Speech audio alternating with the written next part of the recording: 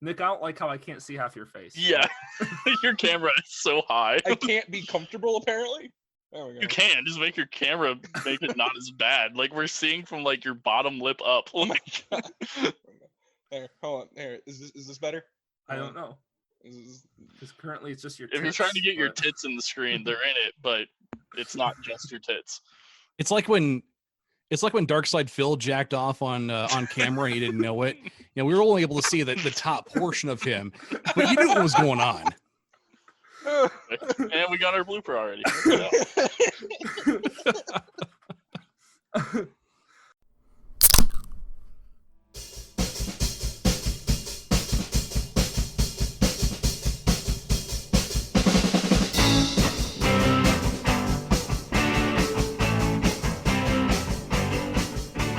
Welcome to You Hate to See It, everyone. My name's Adam. I'm Jeff. I'm Nick. And today we have a very special guest. Hello, Dirk. I'd like to give a special shout out to all the MILFs out there. My name is Dirk. I'm here for you emotionally and supportively, all right? And I am... Unless you need him too much. Unless you need me too much. I can only spread myself so thin. But... yeah, I'm from Super Arrogant Bros on Arrogant Media and Madcast Media. Beautiful. So I like how we've now brought in the new target audience of MILFs into... You didn't have them in the first place?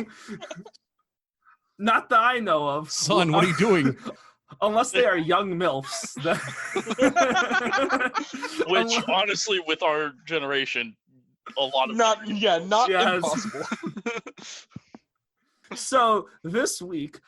I'm drinking so the vodka mixture that I had last week is been added to. I now have some, so I have this big jug. Is that piss? And I hope Very not, well could be. because there's a lot of alcohol in this piss, so that's a problem. Is it So though? it started off with this much was already in here of mixtures of wine, alcohol, vodka, and Sprite. And then I have, every time we record, I pour more into it. So now I've added some lemonade, a 2-liter of Sprite, and a full bottle of pineapple vodka is the new thing in here. It sounds like what you're doing is like Universal Stew, where everything goes into it. Like when it... Yeah, that's what it is, yeah. So, yeah, I think you'll learn about I get us to three about is... an inch left, and then I add more. So I'm still drinking alcohol from 3 months ago, probably, but... The thing you'll learn about us is we are human trash cans or receptacles for alcohol. It doesn't matter the way it comes, as long as there is alcohol. Would you be open for putting a My Little Pony in the jar? I don't... Like a doll? Yes. Yes. That's exactly it. Because then it's going to raise questions. A flash drive with the TV shows? Oh, okay. So, sure. Do you know what that's from?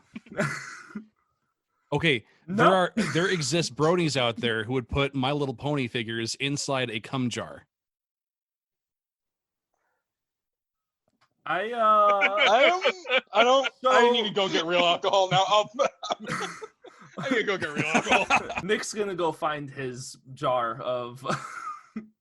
Nick's like, he's like, they've caught on to us. I gotta go take that out of the jar now.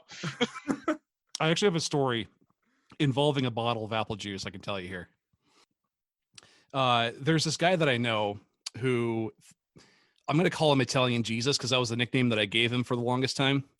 And the dude thought that he was so cool, but like this took him down a peg, which is great.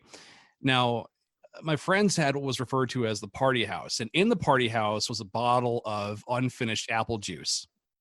And someone used it to piss in, and at one point a couple was doing it, and the load went into the apple juice, and it still sat there for a little while.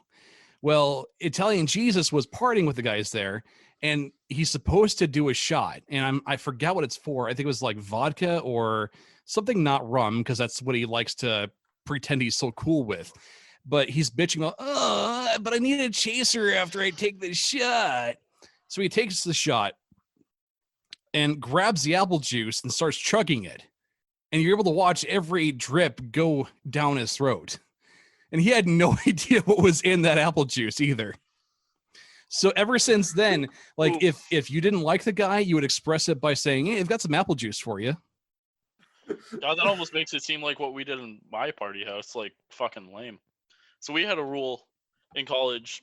So we lived in a house. We, quote unquote, I lived in the house with 4 other people, and these 2 fuckers lived there also rent free. Hi, I'm a freeloader.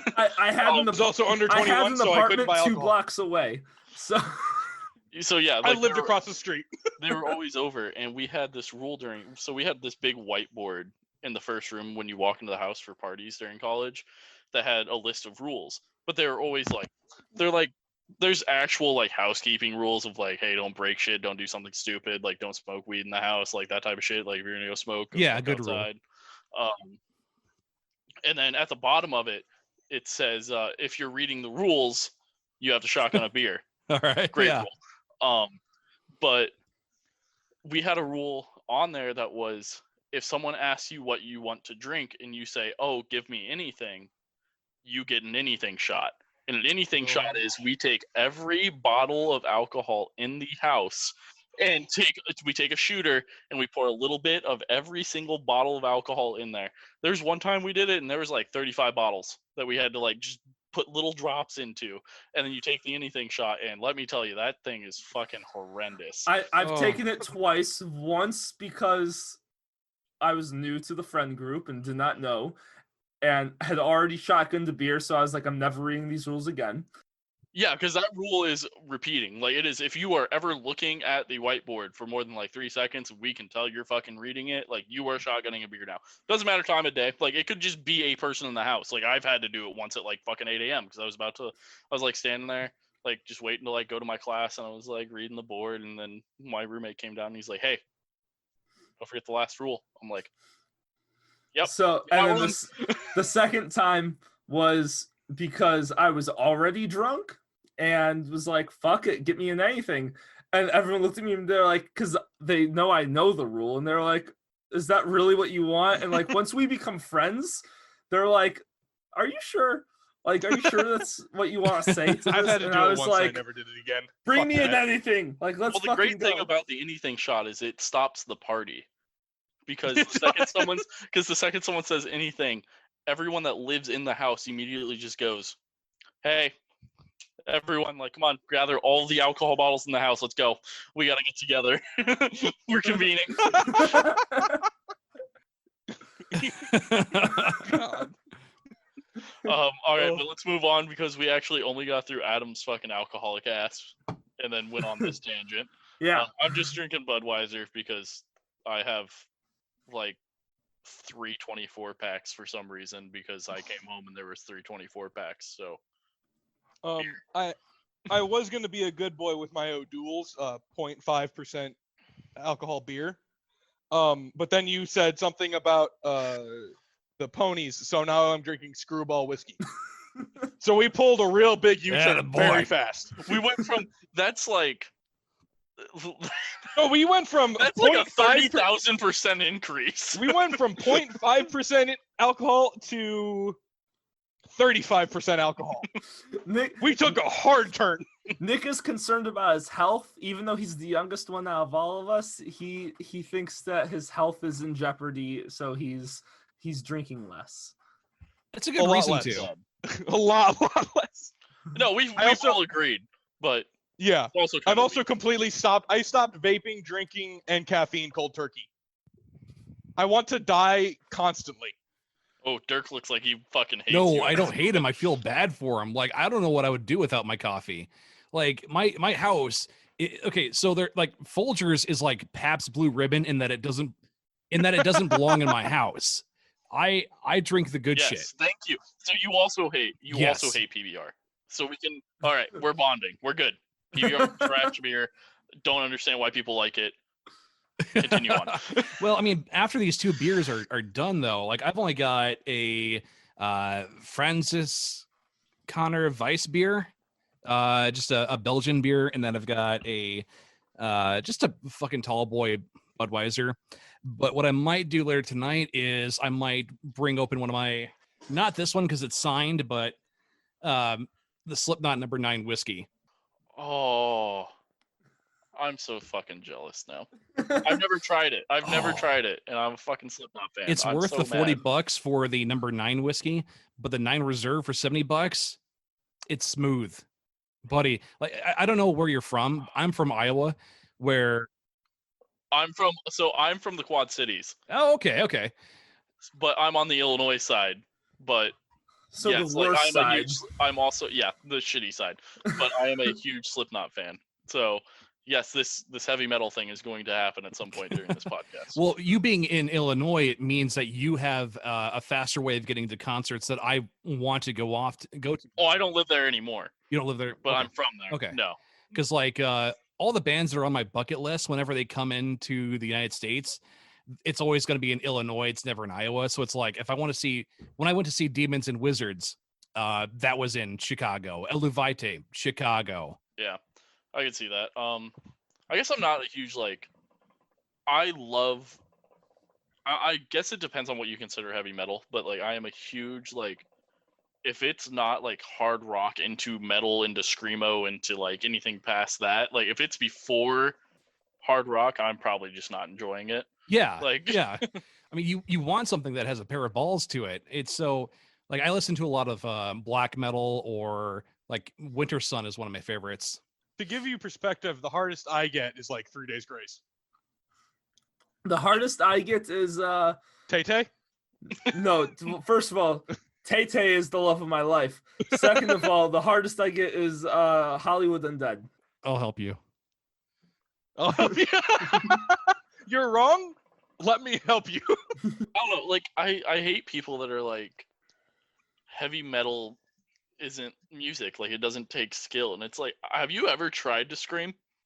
Like, have you ever tried to do screamo? That shit don't The work. gutturals are fucking hard. Yeah.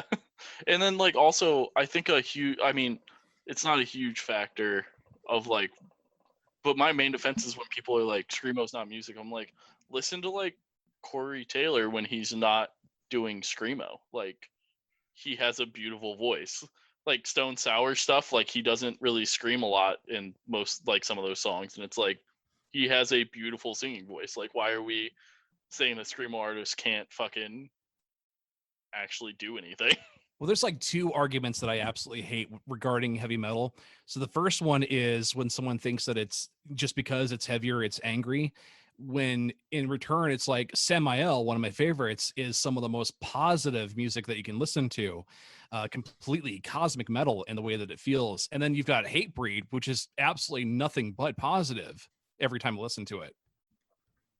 Yeah, it's not like it's because of the aspect of like they're screaming, boom, automatically they're mad, Satanism, fucking like they want everyone to die. Like Yeah. It's like that's not like, okay, maybe like with some screamo bands you can't understand the lyrics, but like they're not always aggressive bullshit. Like they're not sending a bad message. Yeah. Like I'm on like that alternative rock side of things. That's also where I lean more towards. Yeah, I'm alternative rock, pop. I'm really into like Greta Van Fleet right now. One of my all-time favorite bands is oh I hate myself that I've forgotten them. It's the girl from How the Grinch Stole Christmas. Oh, Pretty Reckless. yes. Yeah. Pretty Reckless. I love Pretty Reckless. Like Pretty Reckless is pretty hard for me and my tastes and stuff. And Hollywood Undead is like some songs I'm a fan of, some songs it's too much for me. Hollywood Undead for me is comedic music to me. Like it's just funny to me. Oh, That's how I look at it. Is like it's just fun party type music. Yeah. Well, I mean, you mentioned War Child. I will do stupid shit to War Child at a party. I will do really dumb shit to War Child at a party. I have done really stupid shit. I will fuck to Meshuggah and try to make sure that my thrusts are at the same beat of Meshuggah. Don't worry about the time signature switches that happen every time. I'm gonna make it work. But also Meshuggah is also the band where it's like when I saw them live, I wished so much that I was tripping on something. because that's exactly what the music is for. But like you mentioned Greta Van Fleet, though, that band is actually very important. And the reason for that is like with classic rock, we've already heard Led Zeppelin, we've already heard AC/DC. And so we need bands that actually go for that kind of sound, but is newer music anyway. So that way you've got something bigger for your collection. Yeah. I mean, honestly, isn't that that's kind my of big why? thing is classic rock. Like I should have been born in 1970 I was something. born in the wrong generation. Yeah. I mean, like, I should be a boomer motherfucker. at this point, it's kind of, well, I guess not at this point, but like that's kind of why, like, throughout the like 2000s and stuff, like for me, when I like, it's kind of like why Metallica was like still fucking trying so hard, was like, we need this sound, like we need this to keep going, we need people to pick up on this. Yeah. Well, I mean, Metallica during the 90s, though, I think, like, I don't like hard rock, but I think Metallica made the best hard rock during the mid 90s. I just like their double bass pedal, honestly. Like, it I'm, just sounds nice. Back when Lars could do it. So, Yeah, when I exactly. listen Like, to- yeah. when I listen to classic rock, I'll listen to like actual classic rock from like the 70s and 80s and be like, I hate that. But I listen to heavy metal from the 70s and 80s and like that's classic rock to me because it's now considered classic rock. I'm like, that's my classic rock is like the heavy metal from then. And then like mid 90s, that kind of shifted. It got too hard for me. Well, that's when the wonderful all-time great Slipknot started to fucking make their music and came out and Yeah. changed everything. Well, yeah, they changed everything in certain realms of metal. Like the idea of having 9 members in a band, like some people scrutinize the band for that reason, but it's like that's how they're able to play the certain music that they write live anyway. Yeah, exactly. And like, it's one of my there's like this like meme type of a video that I saw on Facebook like a year ago or something, and it's one of my all-time favorite things I've ever seen.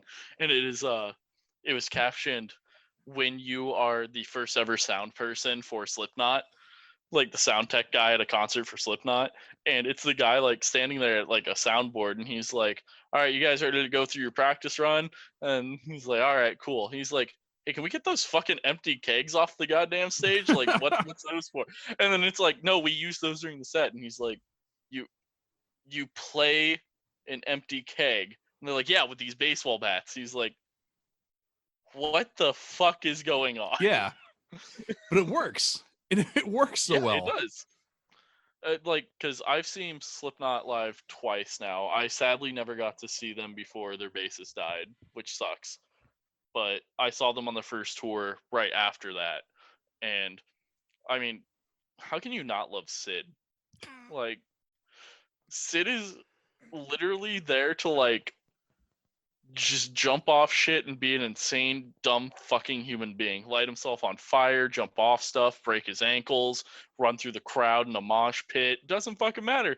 Like, I play the DJ, but I'm gonna fuck everything in this. Do you know how Sid joined the band, actually? I do not. So back when they were starting out and before, when they were recruiting somebody, when Sid had his turn to try out for the band, he was actually picking fights with Clown. And after the whole thing was done, Clown just said, no, he's in the fucking band. This is done. Maybe sometimes that's all you need. And then from there, I mean, like, look what they've done. Yeah. They won, what did they win? They've won it like Grammys, haven't they? Yeah. Yeah. Yeah. Like, what the fuck? Like, that's the insane thing that, like, everyone's like, yeah, like, those people don't have talent. It's like, they've won a fucking Grammy.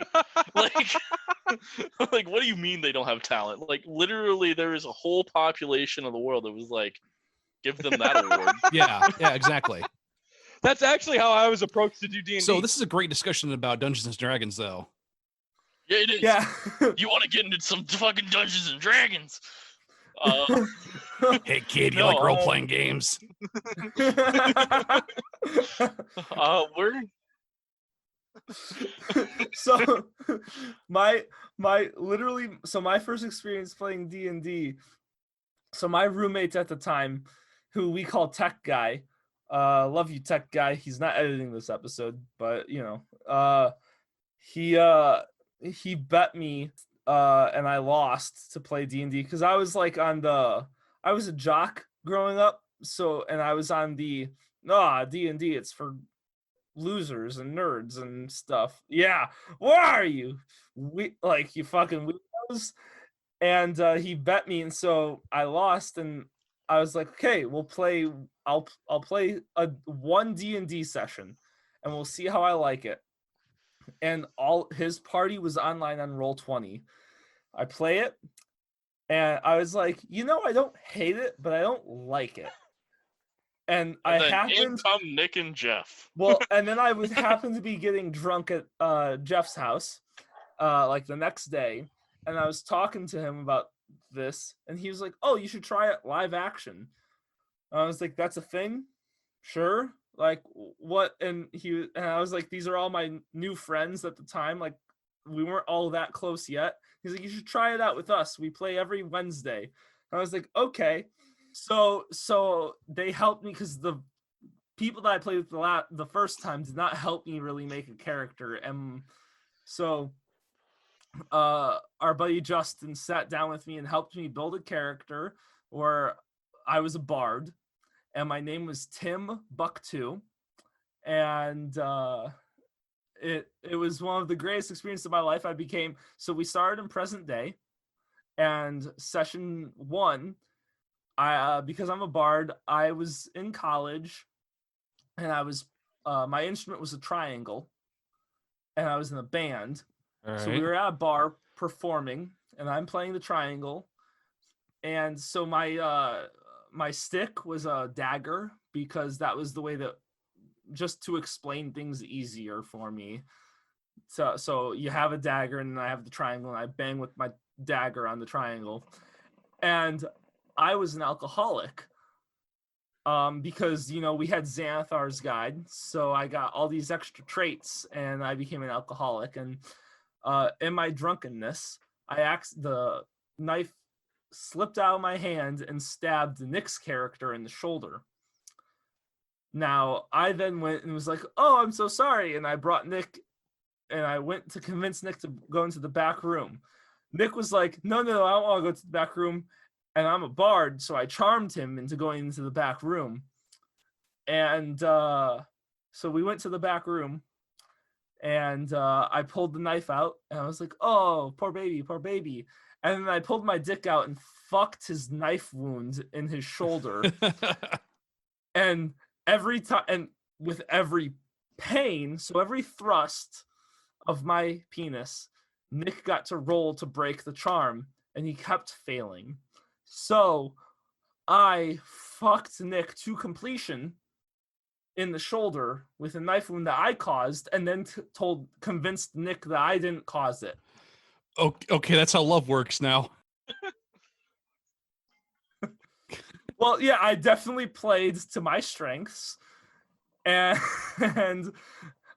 Nick rolled bad. So That's still so that was the start to our campaign, and that might have been my favorite campaign we've ever done, and we still haven't completed it. yeah, we're still not done with that. We've like put it on the hold for like 2 years. So My first character in that campaign was amazing. I love that character. It was amazing, but it's also the reason we got sent back in time.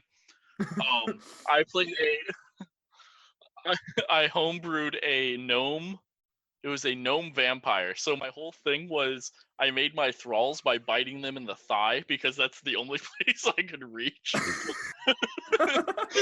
So during that time that Adam was shoulder fucking Nick, I was going around a nightclub biting people in the thigh and draining blood to make them thralls. Jesus Christ. And then yeah, this was a whole shit show of a first session. Like, Yeah. I don't think any of it was how it was supposed to go, but our DM did a really good job of somehow making it all work out.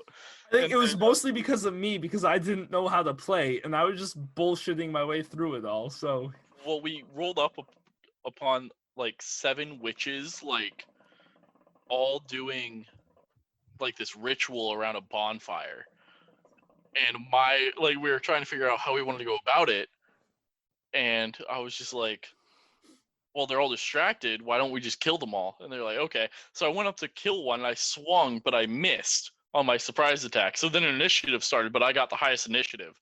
So I immediately took the first witch right in front of me, and I had like 19 strength because my rolls were fucking weird. Like I had like 19 strength and like negative charisma. Like I was not a great person. Yeah.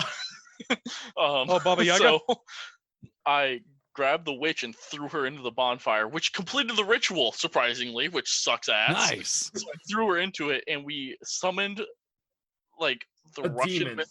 no, it was the Russian mythology, like time god. Yeah, like time god that came out, and he came out, and on his first step out, punted my character, which is a gnome, and he is a god. And he punted me, and I think we rolled for like how the distance on like a D100. I rolled like 7, like I rolled like a 70, so which you meant I heard got punted Our 7 crazy miles ass. What's and crazy ass just died characters? on it. What's like the most So I then bullshit had to make a session new or character character you've when ever we got done? into the new timeline. So I did a warlock at one point, and this is in 5th edition as well. And I burned down a church in the session, and I completely got away with it. Like the paladin tried like in game figuring out if my character did it or not. And with warlock, it's like you have a charisma based build. So I don't know how, but I guess I rolled in a way that made it so that the paladin believed me when I said, "Oh, I didn't do it." And so I have a Blackcraft cult t-shirt where it's got a silhouette of a burning church that says "Stay lit." So for the next session, I wore that t-shirt just to see like who would get it. But beyond that session, though, my character was stolen from by the rogue in the group, and my character immediately knew, like, okay, you did this, so in order to earn our trust, you need to go out and do this suicide mission. You need to go kill an owlbear. So in the session, when the rogue was approaching the owlbear, I cast a spell just to wake it up and get it agitated. And so during this combat phase, when people were trying to help out the rogue and help heal it, I mean, that's how it should I be. would I just cast an how old attack was he, Jeff? at that helping Who had character crabs? just to get them to back off. Yeah, I I'm a burned a dick. 16-year-old's pubes If the, off because he had if the crabs. character calls for it. Me and one other character, one of our buddies, we were playing, and we came across, for some reason, our DM decided to do this, and a bunch of orcs had captured a bunch of human women. No, yeah, they were trolls. A bunch of trolls had captured a bunch of human women and then were and raping them. And so we went in to save these women, and our DM decided to tell us that one of them was pregnant. And we sat there for probably an hour discussing, like, what do we do? Because she will die if she gives birth to this, because it's a troll growing in her stomach. Or like we did not know what to do, and we were like, the only, like, we have to get this thing out of her is the only way that we can figure out to save her life. Well, none of us, we're all murder hobos. Wasn't it so an electric none of us spell? are like equipped for this kind of situation. So our one buddy Garrett, he had claws, and I was a healer. So It wasn't claws that he used. Oh, he used shocking grasp as Adam held the girl and used healing word on her as he shocking grasped her womb. So that was my she reaction was, too, ripping and her I was there. open and pulling the baby out at the same time that I was casting a healing word on her. So we aborted this baby. Oh, okay. By a 1-2 punch. That was everyone's reaction that was there. It was the only way we could think of to save her life. Because none of us were equipped to handle this situation. And for some reason, our DM decided to make this a situation that we had to deal with. All right. So, off of our god awful bullshit D&D campaigns where I could tell you already just fucking hate everything about anything we've ever played. What got you into tabletop type gaming? So growing up, I was actually not allowed to play things like Dungeons and Dragons. Like my parents were telling me, this is like my parents actually bought into the 1990s Satanic Panic. So things like Pokemon, I couldn't play as a kid. And so my first time doing D&D, I had to sneak the fact that I was doing it. And, and I liked it. But after high school, it's like I can't find anybody to play this with. So it's like I lost any knowledge of how to do so. So I had to wait. I had to wait a while to be able to get back into it.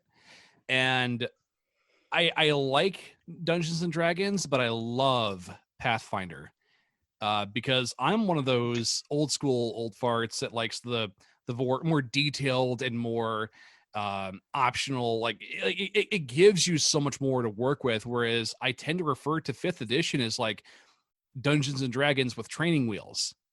But one of the games that I missed the most though, so like people that know about Warhammer know about the miniature game that you're able to play, but they actually came out with Warhammer 40K role-playing games. And the first game I played with it was God, I forgot the name of it. It was one where you play as the Inquisition in this universe. So you are looking for heresy in the name of the Emperor. That sounds like something we've done. And I remember one of my characters was like a tech priest where we tried cauterizing a wound using a flamethrower. No, son, we just ended up burning the whole man down. Jesus. Probably. You can use the door. You can that sounds like some bullshit. So we play 5e in a way of like, yeah, there's training wheels, but we play it way more just like based off of our friend group. It's just a lot of like, if you roll high enough, like fuck it, let's see what happens. And we've all done like our homebrew spin thing. Like I've done the Civil War campaign. I'm currently doing a Mass Effect 5e as like a stress reliever more than like transition. anything. Like we all really enjoy it. Like we think it's cool, but like it's honestly just kind of a way to get out of real life for a little bit. This is true. And usually when we play by the book, it never works out because someone has to fuck everything up. Yeah. And like you have to do homebrew in our friend group or else it's not gonna work. To move on and actually talk to our guests, you brought up Warhammer like 40K. Yeah. What exactly is that? As like we've really only played like Wizards of the Coast, D&D 5e. Okay. It's really all we ever played. What is that as a tabletop game? Like how is that different than like what we play and why people don't really know about it? Well, so it was created by people that wanted to make a war game with whatever, with like anything goes. And so in the universe of Warhammer 40K, it is taking place in the 40th millennium.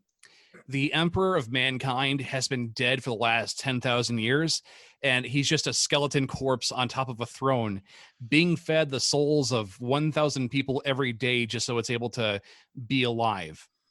And in this universe, the Imperium of Man turned the Emperor into this god figure, which was against what the Emperor wanted. But anything that goes against the Emperor is heresy. So in the Inquisition, it's like you're like a brainwashed servant of God. In the tabletop, in the miniature game itself, where you paint the miniatures and put them on a table, it's just a strategic war game with whatever faction you want to use from the selection that you want. So it's not really like so much of your party working together as it can be like every player for themselves. I mean, I suppose you could do teams if you wanted to, but yeah, like you're trying to win a battle over this. So yeah, it's not like a D&D party. It's you're all on your own with your own faction. Yeah, that's what Warhammer 40K originally is, but in recent years they came out with the role-playing games where you have a party of people. There's different ones than just Dark Heresy where you're an Inquisitor. There's like there's one where you actually play as space pirates, and you get to have a ship that's either as small as like for 10 people, or it can be as big as Seattle. Jesus fuck. All right. This seems like something I'm down for. Oh, it's super good. It's super good. And then if you want to like learn about the lore within 40K, there is an online series from a YouTuber called Brava Alphabusa called If the Emperor Had a Text to Speech Device. So it's completely comedic, but it's educational in the background, the characters, and the factions where they come from. And so it's like I learned so much about 40K just from that web series itself. Yeah. So like, but it seems like it's very like like because you get to paint the miniatures and stuff. Like, how does that work? Like, do you have to have a certain amount of miniatures like to be able to play the game, or is it like? Yeah, actually. So you have to have an army, and at the beginning of a game, you both decide on how many points you want to use, and that determines how many figures you have for your army. So it's like a larger figure is going to be worth X amount of points, and like a group of 5 figures will be worth X amount of points. So you have to make sure it all goes no higher than that number you both decide on. Okay. I can't remember if it was you or your co-host. I was one of the. I think it might have been your most recent episode. You said like you guys spent like $600 recently on miniatures. Or one of you. Is that you? Oh, that was you. I Wasn't think I me. stuck a nerve. Wasn't me. It was Stev, my co-host. He Okay. blows so much money on this thing, but like he gets so engrossed into it. It's like I don't blame him. I mean, if you get a kid into it, they're not going to have money for drugs. Which I mean- might be a great thing. Exactly. So I wanted mean- my kid to get into Warhammer 40K. Because they would be too poor to buy drugs. Exactly. I mean, I sympathize with that. Adam's been there. There have been times where I've walked into the comic shops expecting to spend like $10 and spend like 90. Oh, I literally I'm still trying to get through some shit. I bought over $150 worth of comics once. It happens. It seriously happens. Like You really don't want it to happen. I Like, did. Yeah, you I go did in that. with your pull list being 5 issues long, and then you and see you shit come like, "Ooh, out that looks with nice." 20 issues. And you're I've just, decided how that I happens? decided to buy every issue up till current of Justice League Dark. I've done that, but not with comics. I did it with magic cards, and I still am not even through the amount of magic cards I bought to be able to make. Like, I haven't even started making decks from the cards I bought. I can't do magic. I want to go through all of the rest of the cards. I bought a able to bunch of make magic sure. cards and decide that I should just resell all of my magic cards because I end up building decks online and never looking at the cards that I actually own. Yeah, because of Oh. quarantine, we've all started playing on. Have you ever heard of Tabletop Simulator? yeah. Yeah, it's a game. It's a thing on Steam where you can literally play any type of tabletop game. Like people have mods where you, and one of the mods is like a whole table for people who are going to play Magic, and you can. There's a website that you can also just go and make any Magic deck you want with any card, and it's free. So why spend money on Magic cards when we can now all just play online with any card we want and build any deck we want based off of the cards? And it's like, and that's what we do now. And I'm like, why did I spend all this money on Magic cards and I'm not even through all of them, and now we're playing online and I'm real fucking sad about the money I used. Yeah, and then I can't when we go- afford to do that because I routinely spend like $30 a week on comics, and that's too much.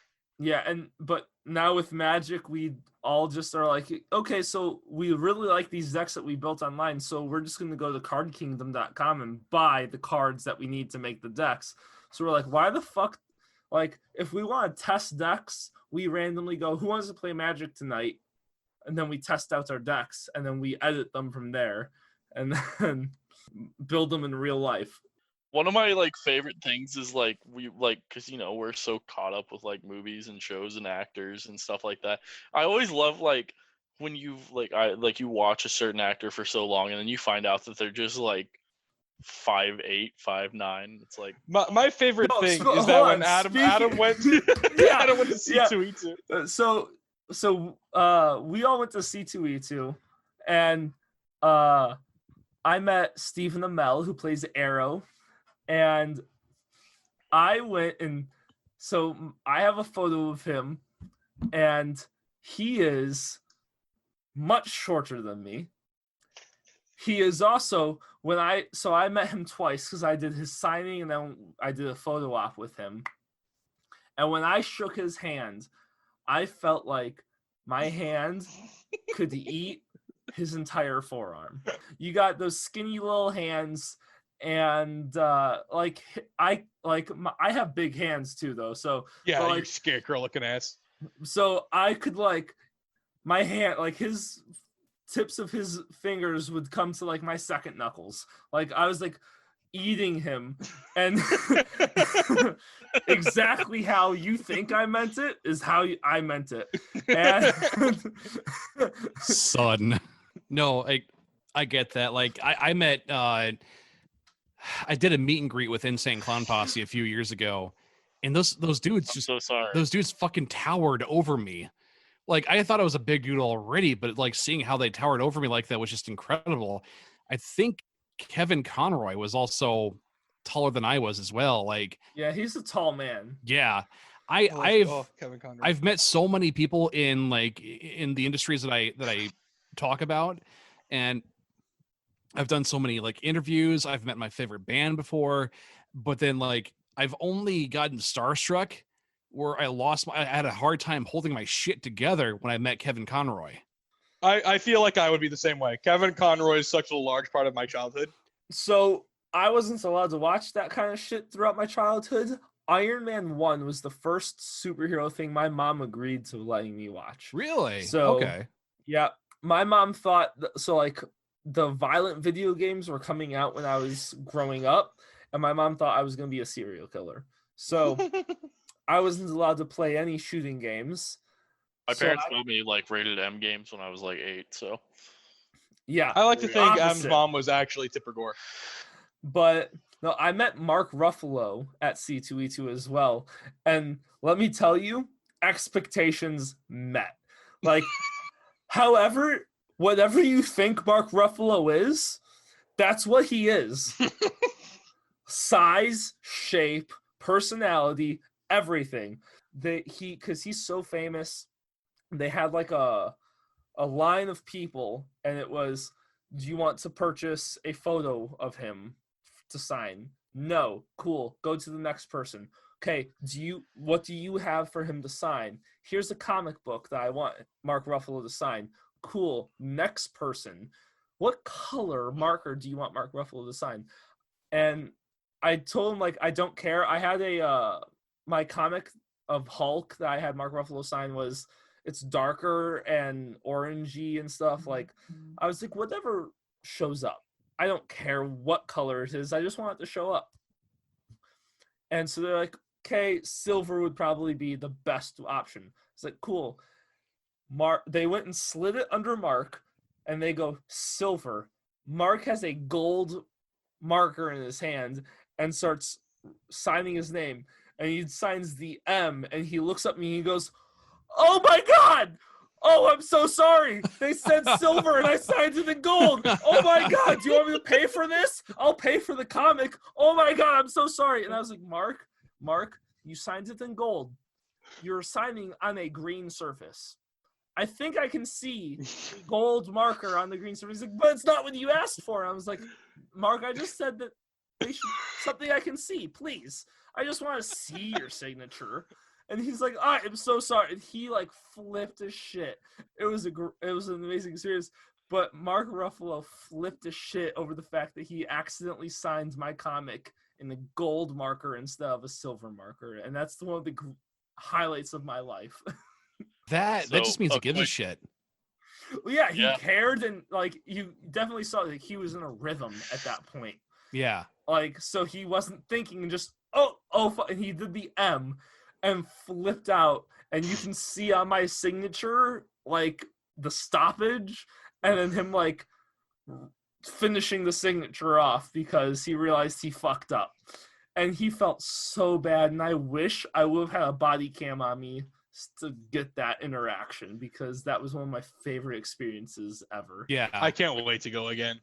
A quick little story kind of like that I have with that, but it is the whole they don't meet exactly your expectations was you're like, yeah, I'm 6'4". I'm a well above average height human being. Like, I get that. But I met Mark Wahlberg, and in every movie he's just this jacked, like, big guy, like everything. He's 5'9", dude. Like, Really? That's it? yeah, he's like 5'9", 5'10". He's somewhere in there. But yeah, like, I stood over him and, like, super cool guy, like everything you would want out of Mark Wahlberg, like that you think he is, like really chill, really cool guy, like everything. Shook his hand and everything. Like, he is strong. Like, his hand basically almost broke mine still. But it was like when you initially see him, I was like, oh, he is not quite as tall as I thought he would be. But yeah, that's my story of meeting like someone famous where like they just don't meet your expectations. Yeah. Let's see. I used to do band interviews a long time ago, and the best one that I did was with David Brocky, who was the guy who led the band Gore. And I did this interview with him just the autumn before he passed away. And so I was not as big into Gore back then either. And I didn't realize, I didn't know what to expect from Brocky, didn't know what he was supposed to be like. So I just found him and said, hey, I'm supposed to do an interview with you. And so he led me to his bus. He was one of the nicest guys I've ever met, though. Like, he would get stopped while walking with me by a couple of fans, and he would just say hi to them, chat with them for a second. And there's certain people that understand that we have no real room for like the rock star kind of vibe. It's like you need to be a real human being. And so he walks me over to his bus, and we have a shot of Jägermeister before and after the interview. But while I was getting things ready, he just stopped and said, hey, could we do an interview of me as just David Brocky instead of Odorous Urungus? And like, I lit up like, yeah, because I'm a very behind the scenes kind of guy. So it's like, this is like the best thing ever for me. And so my job as an interviewer is to get the person to keep talking. So if you don't shut up, that's nothing but good for me. So I ended up with one of the best interviews I've ever done.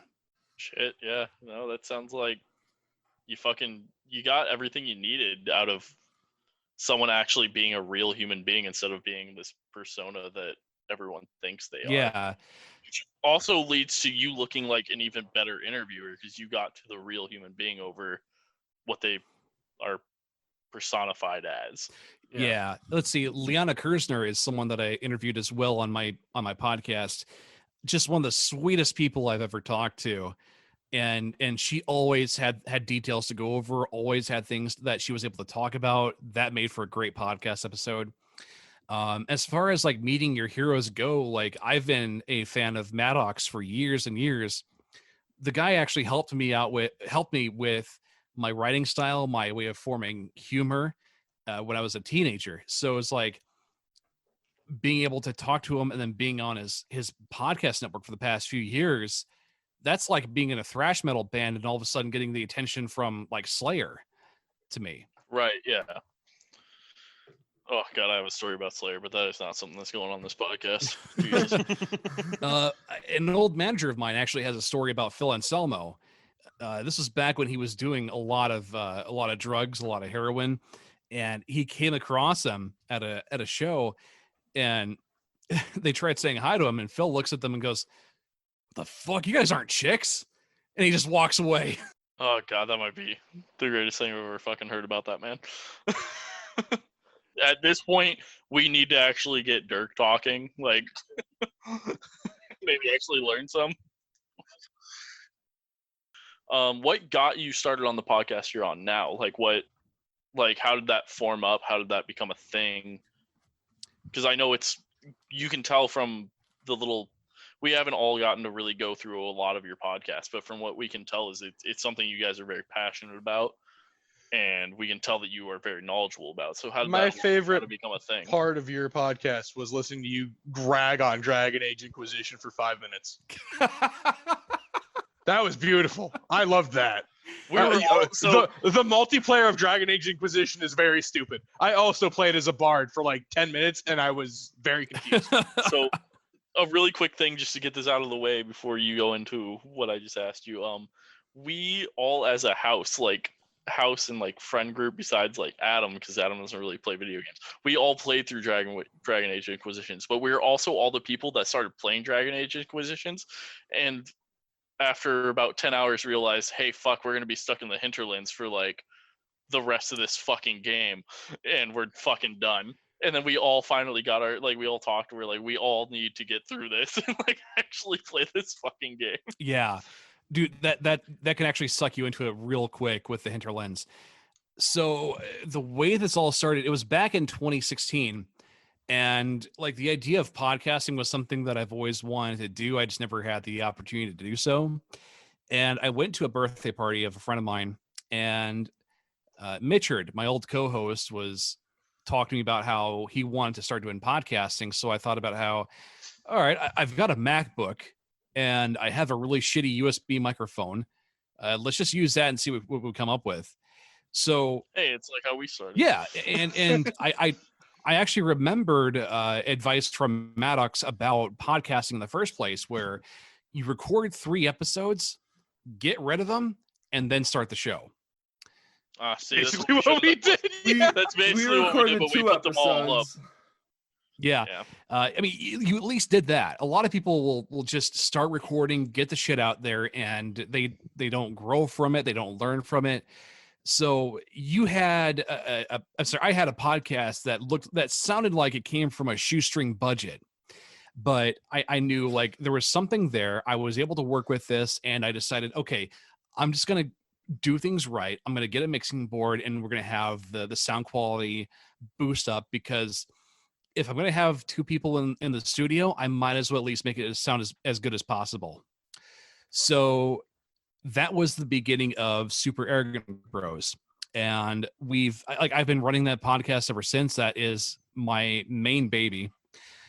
Mitchard left Super Arrogant Bros back in 2018 because I'm a giant asshole, and I do all the work. I do all the recording, I do the editing, I make the thumbnails. Like, all Sev has to do is sit in front of a microphone and talk, and he does the job damn well. He's fantastic. I couldn't ask for a better co-host. So besides Super Arrogant Bros, I've also done a couple other podcasts here and there. We used to do what was called the Plastered Paladins, and it's pretty much the same thing that you guys do. I like this. Yeah. I'm a big fan of all of them. I'm already ready for this. And Let's yeah. bring it back. You know what? Let me Ferda. continue to drink this beer and finish. Yeah, Ferda. Ferda. Yeah, let me drink this beer. Yeah, let's hit a and continue Ferda to in there. listen. As basic as Budweiser is, it's just good. Anyways. Thank you. It's a junk Not, for that a lot. really not. So Yeah, see. the Plastered Paladins unfortunately did end as soon as Mitchard left, because I tried replacing him, but it just didn't fit. I would love to be able to bring it back, but it's been dead because it's like I don't want to just drag a horse for so long. Like, I've got listeners that have wanted me to do that as well, but it has to be right. And if it's not right, I don't want to do it. I am focused way too much on the quality of the content that I do to like, it's the whole thing's a legacy to me. Like, I will listen to back episodes of the Plastered Paladins every once in a while and think, God, like, the chemistry was just perfect. But it's like after Mitchard left, it's like, what now? So besides that, I've also done a show called Java Fog, where it was my ability to do a solo show talking about horror, talking about music, urban legends. So it was like the freedom to do what I wanted to. But recently I did let the show die because it just wasn't getting much for downloads. And what I'm deciding to do now is turn it into a streaming show instead of a weekly podcast, so that people could interact with it. So like, for that's another thing where it's like, I'm going to take my time with it to make sure everything is just right. I think that's a huge point that we've hit, is like, we've learned that like we want to move on from like, not like what we're doing, but we want to move into the aspect of like being more accessible to the listeners. Like, we want it to be more interactive instead of just listening type of a thing. That's Yeah. kind of where we go from. Like, if you've heard our past podcasts, like when it's just us three doing our quote unquote solo episodes, it's just us talking, like just bullshitting, doing our normal stupid shit. And it's like, we want that, but we want it to be like interactive and like kind of get something from it from other people. Yeah. I mean, with the Plastic Paladins, like it reached a certain demographic with how like Stev is a complete weeb, and I feed into him being a weeb, which made great content. So it's like, God, we were referencing Kantai Collection, which is an anime about these girls who are named after World War II ships, and they do battles in the ocean. But like, there's this one character that would have a tick where she would say "poi," and so Steph and I would just like repeat the word "poi" every so often just to get Mitchard pissed off at us. There is that aspect of like what you were saying though, like if for some reason this podcast wasn't to work and like each of us wanted to go do our own solo thing, there would be the aspect of like, fuck, like there's just something missing about it. And like when you have a chemistry, like you can feel it. I don't know if like because we're not very big yet or anything. We're hoping to Yeah. be. But like you don't know if everyone else understands or can feel that chemistry. But like when we record, it's like, fuck, like this shit's hitting. Like let's just keep going. And like that's how most recording like for our podcast goes. It's just like, fuck, like we're going. Like we might as well just keep recording and see if we can make something else out of this. Like, Yeah, when that ball is rolling, when that chemistry is just popping for you, like you gotta just grab it and run with it. God, so I think so with Super Arrogant Bros, that started back in 2016. Like one of the big reasons why I wanted to do it in the first place was like I was very heavily involved in the whole Gamergate controversy, and that was just because like I care about journalism and where it's going, and I think it's shit. And so I wanted to make content that, if you want to just listen to people talk about the games and like not forcing weird political angles into it, like that's what I want too. So I loved how you guys do a gaming news how so? thing like that. It's just you don't. Jeez, the only way I see stuff about games is like if it's a new thing on Steam or something shows up on Twitter. But like hearing two people talk about it, I listen to podcasts, but I listen to like historical shit, Yeah. horror shit, news shit. I don't listen anywhere. Like I don't listen to Rainbow Six's weekly podcast. I would like to, but I find that incredibly boring. Yeah. But getting like a news podcast, a news for games, but with like comedy to it, with your perspective, with your opinion on it's it. someone I who find actually that has knowledge it's on something it different. instead of Yeah. like, Or instead of a developer or something like that, someone who's basically paid by the company. Yeah, it's like we're not IGN. I will burn bridges if I have to. Yeah.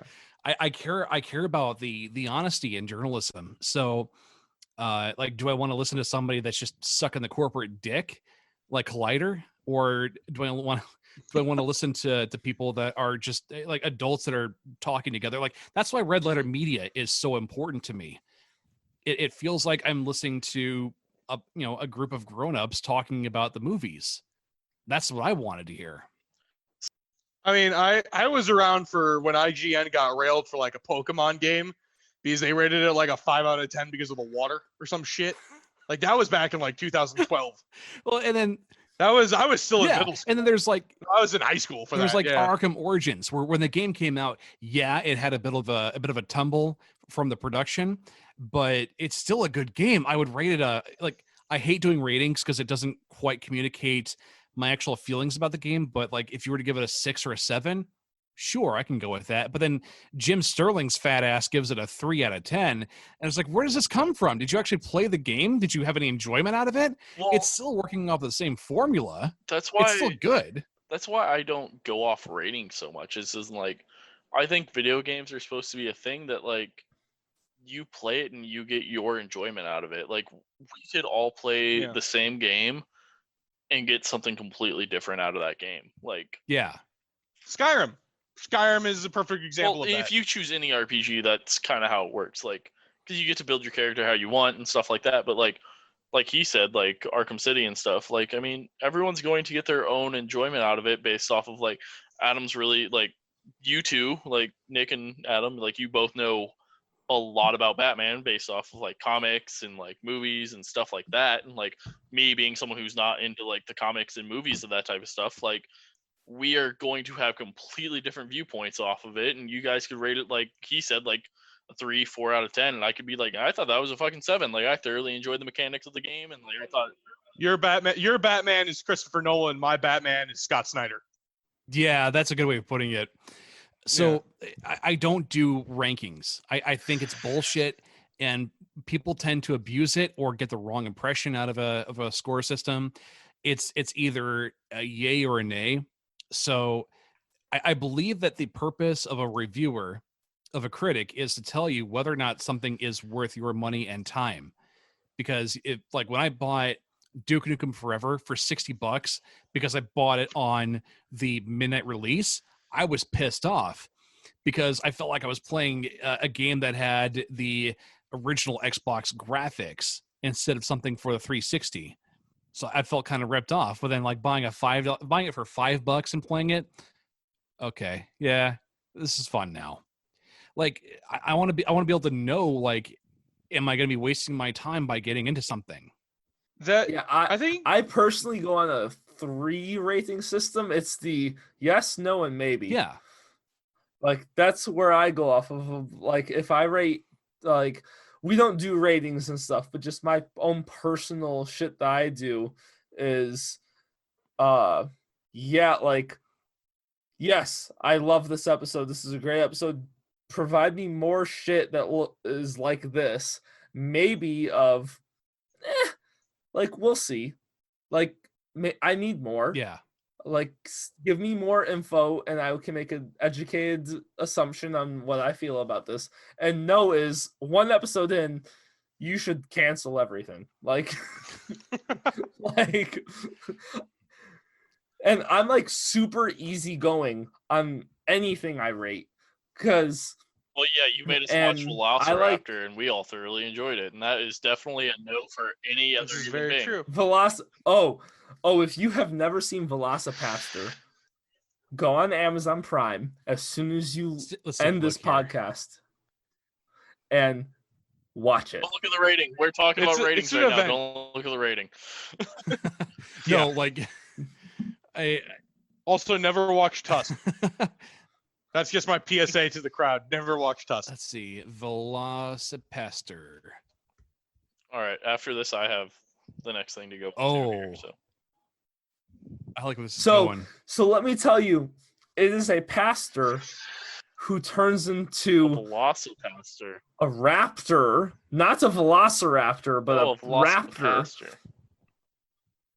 But so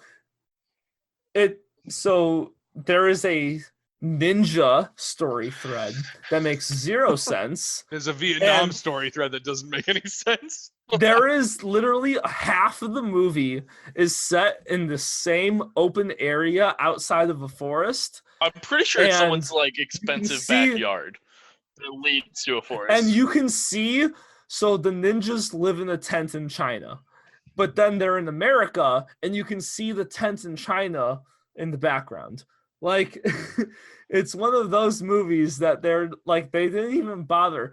And It's like, got a weird romantic subplot with a honestly, hooker. like, let's be serious between though. a pastor and so part of this movie, there is one part where a car is supposed to blow up, and literally on the screen they show a car, they clip to the person reacting to a car blowing up, and then the next shot is the empty street where the car was, with the text on the screen saying car blow up here.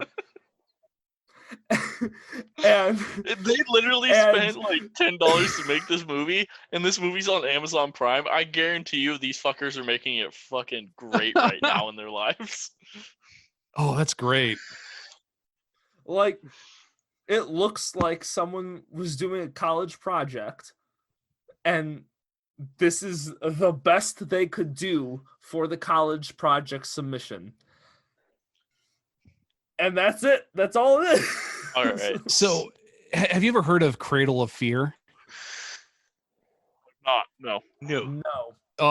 Exactly. So this is a movie that was starring Danny Filth from Cradle of Filth, and it's a horror film that's so low budget you actually hear stock sound effects from the violent segments of the movie, and it was so terrible that I couldn't finish. I went through half of the movie, and my partner who gave me the DVD to watch was like trying to push me as hard as she could to get me to finish that damn thing. I can't do it, man. No matter how much I love horror, I hate Danny Filth enough as it is. I hate Cradle of Filth. Like, don't make me watch this thing.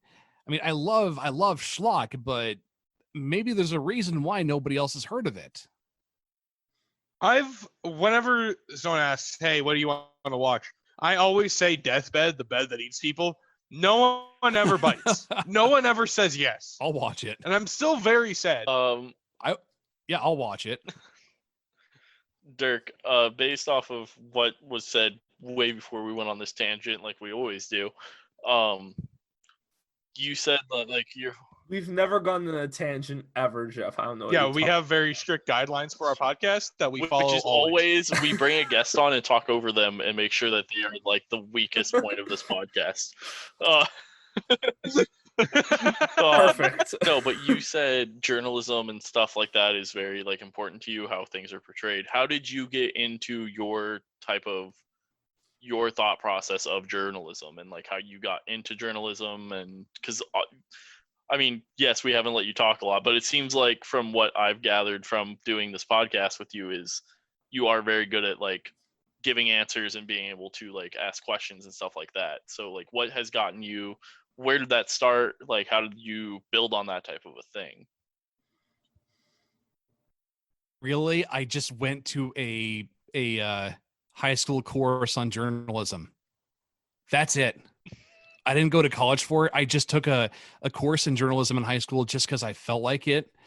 And I learned about how there's cliches in journalism, but there's also like ethical practices that you have to take within journalism itself.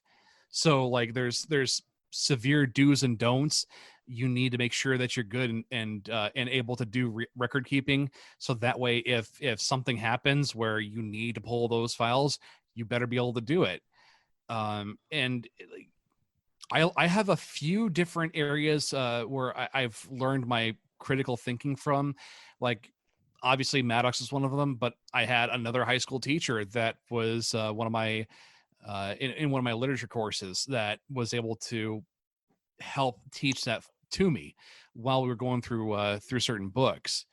And like, depending on the courses in school, like I was bad at physics because I'm bad at algebra.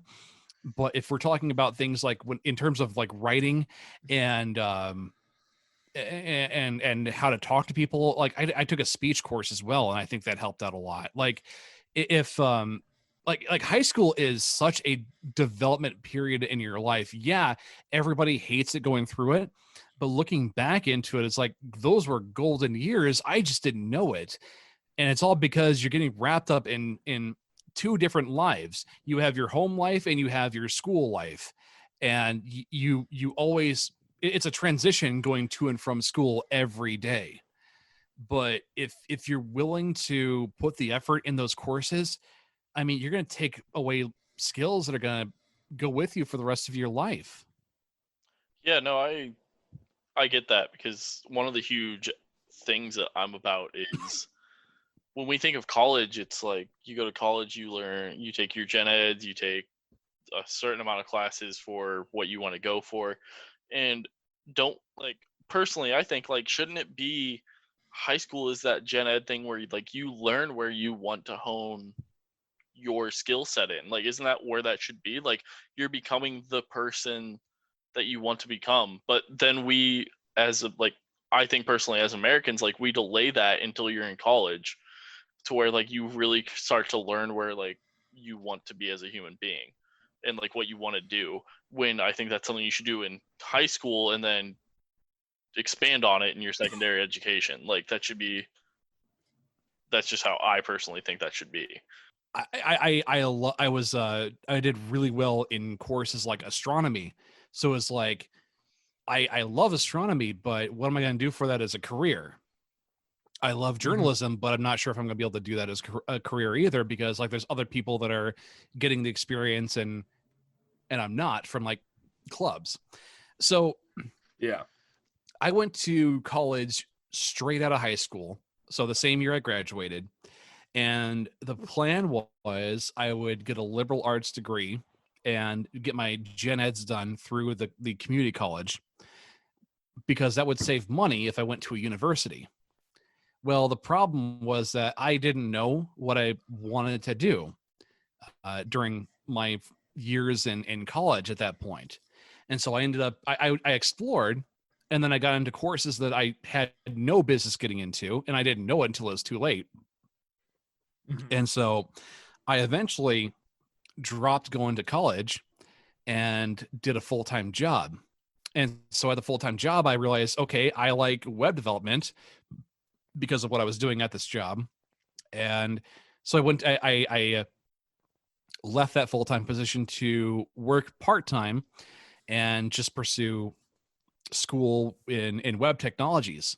And from there, it was like my grade point average was just straight through. I was hitting the dean's list multiple occasions, and I finished it off perfectly well. But now I'm sitting with this degree in web technologies that is serving me no use. So really, I don't think college is as useful for everybody as people tout it out to be. To wrap it all up, Dirk, you were awesome. I'm sad you didn't get to talk as much as I wanted you to, but Adam and Nick like to talk a lot, and I like to ask questions, hence why we do these things. Hey there, hi there, But hello there. it was great having you on here. Please go ahead, plug yourself as much as you want right now. Sure. Yeah. The podcast that I do, the main baby, is called Super Arrogant Bros. If you want to listen to a couple grown-ups talking about the gaming industry in a way that doesn't spoon feed you things, that doesn't tell you to just shut up and consume product, that's your show for you. We are on Arrogant Media, and we are on Madcast Media, which actually has other shows that I would tell you to check out, like Godzilla versus Podcast Zero. And find me on Facebook. You can find me as Dirk Don and add me. And then you've got facebook.com/arrogant media. All right, awesome. As someone who has listened to a podcast of his, sadly didn't get to listen to a lot more before we did this. I am going to definitely be listening through a lot of what's in his archive. I know Nick listened to him, and I know This Nick is now enjoyed part them. of my weekly podcast list. Yeah, exactly. So Wow. this is going to be Shit. coming. Yeah, this is going becoming on there a on thing. my weekly listens. So This is becoming a thing for me. Definitely check out his links. And at this point, Dirk, yet again, thank you. And Adam, take us away. Thank you all for listening to the You Hate to See It podcast. That was Dirk. Please follow him. You can follow us wherever you listen to the podcast. Follow us on Twitter at YOUH82CIT. And please follow us, because we got some big changes coming up soon. And they are really, really great. Thank you so much for listening. We're better than you, and we hope you agree with us. Bye-bye.